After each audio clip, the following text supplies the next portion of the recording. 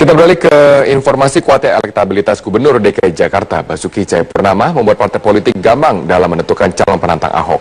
Bahkan sosok Ahok dapat membuat dua partai yang terpecah saat Pilpres lalu, seperti PDIP dan Gerindra, berpikir untuk bernostalgia seperti Pilkada DKI Jakarta tahun 2012. Tahapan penyelenggaraan Pilkada DKI Jakarta sudah semakin dekat. Namun sejumlah partai politik masih terlihat gamang dalam menentukan calon kepala daerah penantang petahana Basuki Cahayapurnama. Nama Wali Kota Surabaya Tri Risma hari ini pun kembali disebut-sebut sebagai sosok tepat yang akan maju dalam Pilkada DKI Jakarta yang akan diusung PDI Perjuangan. Namun untuk mengusung calon penantang Ahok, tampaknya sejumlah partai politik berpikir untuk berkoalisi. Salah satu partai yang mengeluarkan sinyal berkoalisi adalah Gerindra. Partai Gerindra yang telah mendeklarasikan pencalonan kepala daerah DKI sejak jauh-jauh hari, justru hingga kini belum terlihat mantap mengusung calonnya. Opsi berkoalisi melawan kepopuleran Ahok pun terlontar dari Ketua Pertimbangan Daerah Gerindra, Muhammad Taufik. Ia melihat pengalaman baik saat mengusung pasangan Jokowi Ahok pada Pilkada DKI 2012 silam dapat melunturkan konflik yang terjadi antara dua partai tersebut. Bak gayung bersambut. Sinyal ajakan koalisi dari Gerindra pun diamini pengurus PDI Perjuangan. Meski mengaku belum berkomunikasi dengan partai politik lainnya, PDIP membuka peluang berkoalisi mengusung calon penantang Ahok. Kita belum bicara tentang koalisi. Bagaimana kita berbicara tentang koalisi sementara siapa yang mau kita usung kita masih berproses. Jangankan dengan Gerindra, dengan siapapun tentu kita membuka peluang untuk bekerja sama. Semua upaya partai PDI Perjuangan mencari pemimpin DKI Jakarta penantang Ahok memang terlihat sulit. Hingga kini belum ada satupun tokoh yang menandingi tingkat kepopuleran Ahok, termasuk Wali Kota Surabaya Tri Risma hari ini. Belum lagi warga Surabaya yang tak ingin pemimpinnya tersebut berpaling ke Jakarta. Biar menyelesaikan jabatannya dulu sampai berakhir gitu. Menurut Bapak bisa kemana Bu Risma, Surabaya ke Jakarta? Kita kan warga Surabaya, ya cocok di Surabaya. Kita sebagai warga Surabaya, Bu Risma tetap di Surabaya, biar Surabaya lebih maju dan untuk kedepannya lebih baik dari di Surabaya aja. Kami sebagai warga Surabaya, untuk selama ini kami masih membutuhkan sosok seorang Risma ya. Karena Pak di Surabaya ini memang UKM sudah mulai tumbuh, sehingga nantinya kalau ditinggal sama Bu Risma ke Jakarta, saya khawatir ini semangat UKM kita itu akan mengendor. Untuk mencalonkan kepala daerah, partai politik di DPRD DKI Jakarta harus memiliki minimal 22 kursi. Hal ini memaksa sejumlah partai berkoalisi agar bisa berpartisipasi dalam Pilkada DKI tahun 2017. Dengan waktu yang semakin sedikit, partai politik hendaknya segera menentukan calon yang diusungnya agar warga Jakarta benar-benar mengenal calon pemimpinnya. Tim Liputan, Metro TV. Meski belum secara definitif diajukan sebagai calon gubernur DKI Jakarta, Wali Kota Surabaya Tri Risma hari ini dianggap sebagai kandidat yang mampu menandingi Gubernur DKI Jakarta petahana Basuki Cahayapurnama alias Ahok. Namun di media sosial dan di DKI Jakarta telah ada Posko Karisma Jakarta. Posko ini mengusung Tri Risma, Wali Kota Surabaya, untuk maju sebagai Gubernur DKI Jakarta. Mereka menggunakan jargon bekerja dengan hati. Peluang Risma ke Jakarta makin santer setelah ada pertemuan antara Tri Risma, Ahok, dan Presiden Joko Widodo di Istana Kepresidenan. Tri Risma dalam berbagai kesempatan masih tetap menginginkan bersama dengan warga Surabaya. Saya juga sudah janji sama warga Surabaya. Kan saya nggak mungkin kemudian seenak saya ninggalkan. Sekali lagi, saya pasti nggak percaya. Itu nanti Gusti Allah yang ngatur. Kuatnya elektabilitas dari Gubernur DKI Jakarta Basuki Cahayapurnama membuat partai politik gamang dalam menentukan calon penantang Ahok dalam Pilkada DKI tahun 2017. Partai politik terus menimbang para kandidatnya, padahal tahapan pendaftaran Pilkada sudah semakin dekat. Tahapan penyelenggaraan Pilkada DKI Jakarta sudah semakin dekat. Namun sejumlah partai politik masih terlihat gamang dalam menentukan calon kepala daerah penantang petahana Basuki Cahayapurnama. Sebagai partai politik pemegang kursi terbanyak di DPRD DKI, PDI Perjuangan pun hingga kini belum juga memutuskan calon kepala daerah yang diusungnya. Meski sempat menyatakan akan mengumumkan kandidatnya pada bulan April lalu, PDIP memilih mengundurkan jadwal dan membuka pendaftaran bakal calon kepala daerah DKI Jakarta. Begitu pula dengan Partai Gerindra yang telah mendeklarasikan pencalonan kepala daerah DKI sejak jauh-jauh hari. Meski telah mengerucutkan kandidat ketiga nama, namun Gerindra hingga kini masih belum terlihat mantap mengusung calonnya. Kuatnya elektabilitas Basuki Cahayapurnama disebut kerap menjadi pertimbangan utama bagi partai politik dalam menyeleksi kandidat yang akan diusung. Bukan tidak mungkin PDI Perjuangan, Gerindra, dan partai-partai politik lainnya berkoalisi agar bisa membendung kepopuleran Ahok menuju kursi DKI 1. Nama Wali Kota Surabaya Tri Risma hari ini kembali disebut-sebut sebagai sosok tepat yang akan maju dalam Pilkada DKI Jakarta. Risma memang telah berulang kali menegaskan komitmennya membangun Surabaya. Namun sejumlah poster dan dukungan di media sosial akhir-akhir ini justru semakin ramai mendukung Risma maju sebagai calon gubernur DKI. Petahana Basuki Cahayapurnama pun menanggapi santai jika memang ada lawan-lawan terbaik yang nantinya akan bertarung dalam pemilihan gubernur. Saya kira nggak apa-apa, memang kan tergantung orang Jakarta. Kalau semakin banyak pilihan, warga Jakarta makin diuntungkan. Ya, sama kayak kita beli produk kan. Coba kalau handphone mereknya cuma merek A doang, handphone mereknya banyak kan kita untung, bisa pilih-pilih handphone mana yang terbaik dan termurah ya. Untuk mencalonkan kepala daerah, partai politik di DPRD DKI Jakarta harus memiliki minimal 22 kursi. Hal ini memaksa sejumlah partai politik berkoalisi agar bisa berpartisipasi dalam Pilkada DKI tahun 2017. Dengan waktu yang semakin sedikit, partai politik hendaknya segera menentukan calon yang diusung agar warga Jakarta benar-benar mengenal calon pemimpinnya. Tim Liputan Metro TV.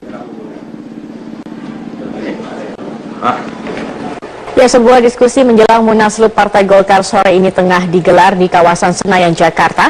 Tokoh muda Golkar bersama tokoh senior Golkar Akbar Tanjung diagendakan hadir dalam diskusi ini. Kami akan langsung menanyakan kepada rekan kami Gadis Bianca yang saat ini mengikuti acara diskusi tersebut. Gadis, apa garis besar yang dibahas dalam diskusi sore hari ini? Ya, Zakia, ini diskusi adalah peluncuran buku dari Ketua DPP Partai Golkar yang juga sekaligus tokoh muda Partai Golkar, Ahmad Doli Kurnia.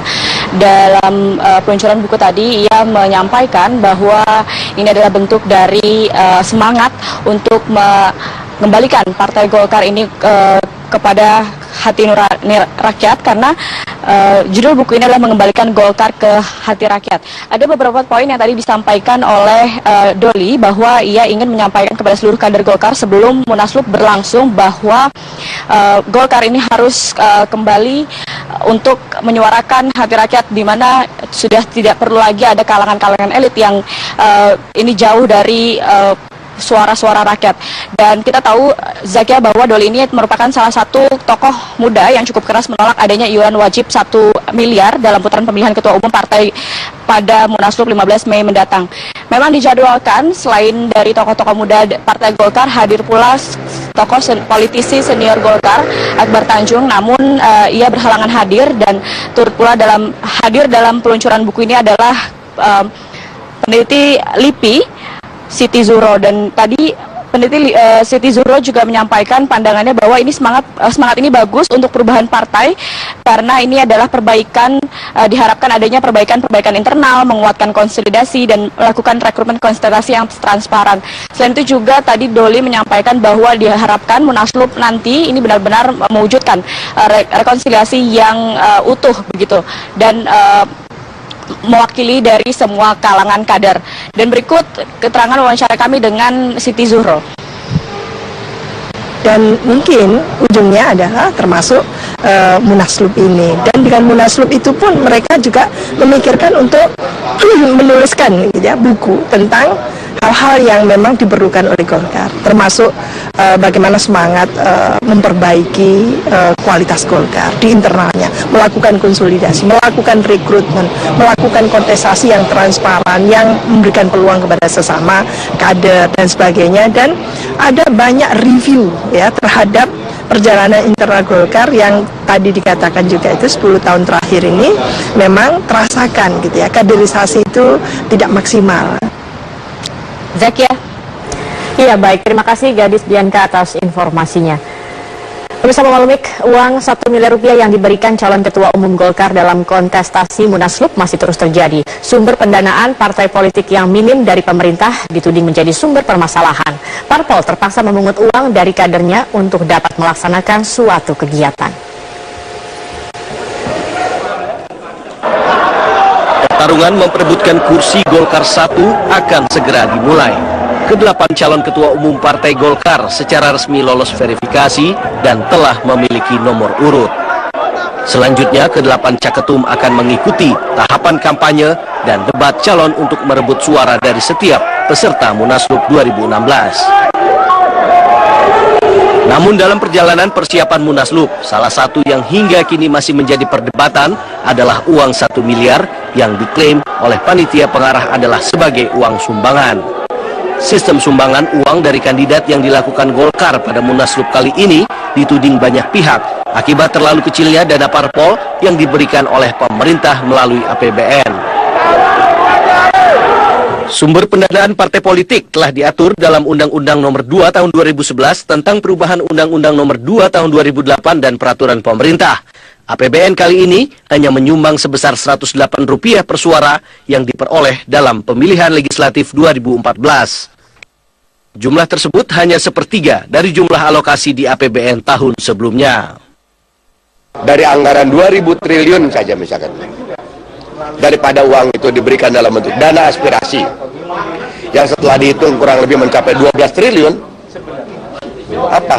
Lebih baik kalau perlu 5 triliun diberikan pada partai politik secara proporsional. Itu jauh akan lebih membangun demokrasi yang lebih baik. Sampai miliaran ya, berarti jumlahnya ratusan juta, berarti sekitar ratusan juta, dan itu jumlahnya 1,3% dari sangat tidak signifikan membantu partai untuk bisa mandiri dan lepas dari intervensi pengusaha gelap yang kemudian punya kepentingan dari kebijakan yang nanti bisa dihasilkan partai pasca pemilu. Dengan berasalnya uang dari beberapa calon ketua umum sebagai salah satu sumber pendanaan Munaslup, kader muda Golkar yang juga anggota panitia pengarah Munaslup Andi Sinulinga mengatakan SC akan melakukan pengawasan secara ketat agar dalam prosesnya tidak terjadi money politik, sehingga seluruh peserta Munaslup memilih sesuai dengan visi dan misi para calon ketua umum Partai Golkar. Mencoblos tanda gambar, ruang-ruang untuk kode itu banyak sekali. Nah karena itulah kita bikin cukup melingkari nomor urutnya saja. Sehingga kalaupun ada katakanlah kode, kira-kira hanya 12 probabilitasnya sesuai dengan arah jarum jam yang dia bikin. Dan itu tidak signifikan. Jadi kalau katakanlah panitia tidak bisa menangkap terjadi praktik money politik, maka orang yang mengeluarkan uang, dia tidak punya kepastian orang itu memilih dia atau tidak. Karena tidak akan mungkin orang mau mengeluarkan uang kalau tidak ada kepastian. Presiden Joko Widodo dijadwalkan akan menghadiri Munaslup Golkar yang akan berlangsung pada tanggal 15 Mei mendatang di Nusa Dua, Bali. Tim Liputan Metro TV.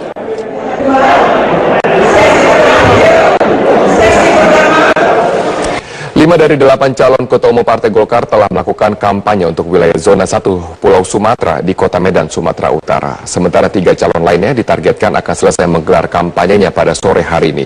Kita bergabung bersama rekan kami Andika Bakti akan menyampaikan informasi langsung selengkapnya dari Medan, Sumatera Utara. Andika, siapa saja calon ketua umum partai yang telah melakukan kampanye?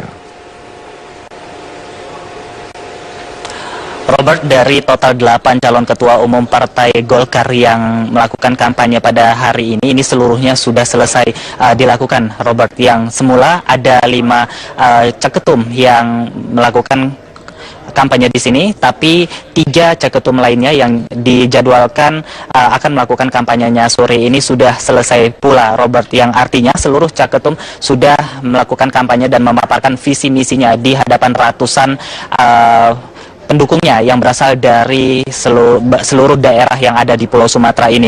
Dan dapat saya review kembali, Robert, dari 8 caketum ini 2 diantaranya melewati ataupun melakukan kampanyenya pada tahap awal, yakni pada Minggu malam kemarin ada Setia Novanto dan Mahyudin yang melakukan kampanyenya pada Minggu malam. Kemudian pada tadi pagi dilanjutkan oleh 3 caketum lainnya, yakni ada Ade Komarudin, kemudian Aziz Samsudin dan Erlangga Hertanto. Dan pada sore hari tadi diteruskan oleh Indra Bambang Utoyo, Priyo Budi Santoso dan Syahrul Yassin Limpo.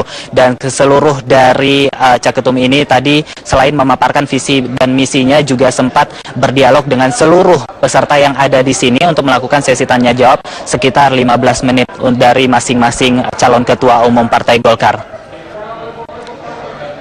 Robert. Lalu bagaimana dengan visi misi yang disampaikan dari para calon ketua umum Partai Golkar yang berada di sana? Visi misi siapa saja yang mendapatkan respon positif dari para pemilik suara? Robert, seluruh visi misi dari calon ketua umum yang ada di Kota Medan ini mendapat tanggapan yang positif dari seluruh peserta yang hadir di sini. Namun jika saya paparkan satu persatu, Robert, mulai dari Setia Novanto yang menggelar kampanyenya tadi malam, ini Setia Novanto mengatakan beberapa visinya, diantaranya adalah terwujudnya transformasi Partai Golkar. Kemudian yang menjadi visi andalannya adalah menjadikan Partai Golkar sebagai partai yang solid, kuat, dan juga mengakar. Yang terakhir adalah merebut kembali kejayaan Partai Golkar yang saat ini dianggap kian meredup, Robert. Kemudian juga ada visi dari Ade Komarudin yang kami catat. Ini Ade Komarudin menyampaikan visi misinya dalam kampanyenya untuk tahap kedua, yakni pada siang tadi. Ini yakni mengembalikan Partai Golkar kepada cita-cita awal para pendirinya, yakni menjadikan Golkar sebagai partai yang moderat, bersih, dan berjiwa karya kekaryaan. Kemudian juga ada membangun Partai Golkar yang modern, yaitu partai yang terbuka, transparan, serta partisipatif. Dan yang terakhir, ini ada visi dari Ade Komarudin, yakni mendorong Partai Golkar sebagai jangkar stabilitas politik nasional untuk kesejahteraan rakyat. Dan yang terakhir ini kami pantau juga visi misi dari Erlangga Hertanto, Robert, yang mengatakan bahwa 3 visinya adalah yang pertama pembaruan, yang diartikan sebagai penataan perbaikan secara sistematis, mulai dari kaderisasi yang berbasis riset dan teknologi sehingga memiliki data akselerasi terhadap regenerasi kepemimpinan.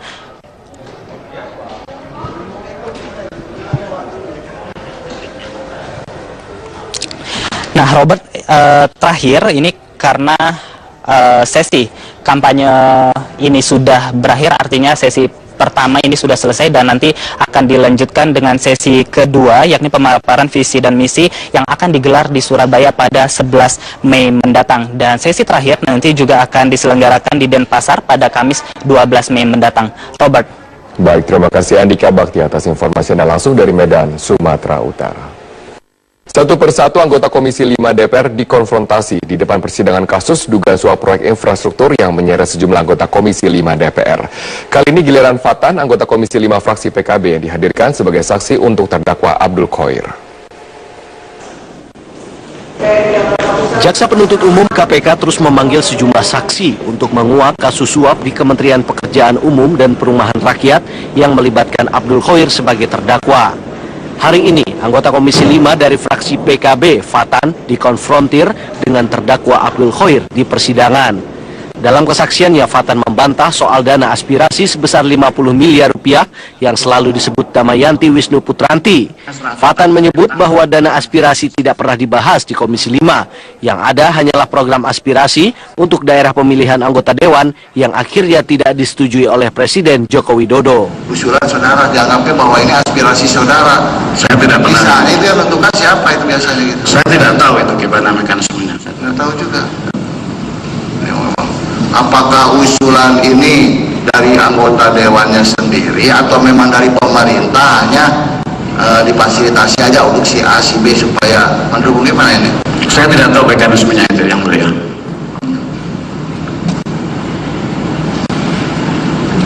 Jadi saudara kalau sebagai anggota dewan untuk bisa menggulkan apa aspirasi saudara gitu? Tadi seperti saya katakan dengan usulan program aspirasi misalnya dari daerah sendiri, programnya dari dapil daerah sendiri kita dukung itu. Iya. Kalau daerah orang lain misalnya dukung juga. Iya, tentunya dengan itu tadi secara umum tadi pas rapat RDP itu. Bila Fatan membantah soal dana aspirasi, tidak demikian dengan sejumlah pertemuan yang dilakukan Fatan dengan sejumlah tersangka, diantaranya Damayanti Wisnu Putranti, Budi Suprianto, dan Kepala BPJN Amran Mustari. Namun Fatan membantah mengenal terdakwa Abdul Khoir. Kami diundang, ayo kita ngobrol-ngobrol gitu. Kemudian saya datang bersama ada beberapa orang, mungkin timnya TRS, kemudian kita dikenalkan. Tidak hanya Fatan, dalam persidangan sebelumnya pada pekan lalu, anggota DPR Komisi 5 dari fraksi PKB lainnya, Musa Zainuddin, juga dihadirkan. Musa membantah telah menerima uang dari terdakwa Abdul Khoir sebesar 8 miliar rupiah untuk memuluskan proyek infrastruktur jalan di Maluku dan Maluku Utara. Fakta persidangan dalam kasus suap infrastruktur di Kementerian PUPera ini telah menyeret sejumlah nama, baik legislatif, eksekutif, maupun swasta. Pimpinan Komisi 5, Jamie J. Francis, Michael Watimena, dan beberapa anggota Komisi 5 lainnya pun pernah dipanggil KPK. Hingga saat ini, KPK sudah menetapkan 7 orang tersangka, yakni 3 anggota Komisi 5 DPR RI, Kepala BPJN, dan 3 orang pihak swasta. Tim Liputan, Metro TV. Kita balik ke informasi. Menko Polhukam Luhut Binsar Panjaitan hari ini bertemu dengan Yayasan Penelitian Korban Pembunuhan 1965. Dalam pertemuan tersebut dibahas rencana investigasi kuburan massal korban 65. Menko Polhukam menyatakan pemerintah akan segera membentuk tim untuk memeriksa kuburan massal di daerah Pati dan Wonosobo. Menurut Luhut, lokasi investigasi akan ditentukan secara acak.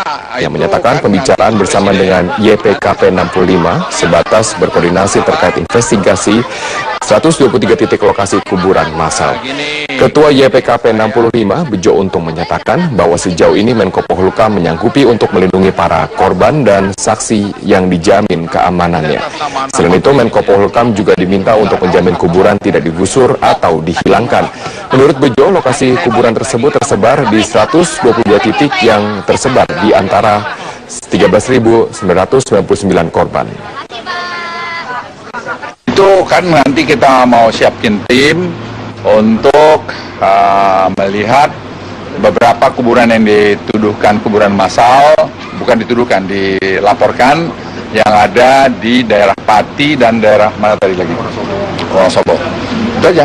Jaminan keamanannya supaya ya enggak apa-apa, jaminan keamanan ya jangan diganggu lah pekerjaan. Nanti kan Polhukam akan ngirim tim ke sana terpadu untuk melihat itu.